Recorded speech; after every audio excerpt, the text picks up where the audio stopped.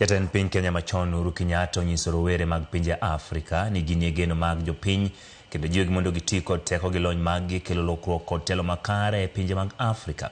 Kochiwo twak mare kinde nyasi ma jotend rowere mag pinje Afrika mar 25 e boma maduong' ma Kampala, piny Uganda, Uhuru jiwo rowere mondo ochung' motegno kendo bedie opara manyime kelo lokruok. Jatend piny machon wacho ni midhiero mochomo pinje mag Afrika inyalo mana tiek kod pinje mag Afrika giwegi.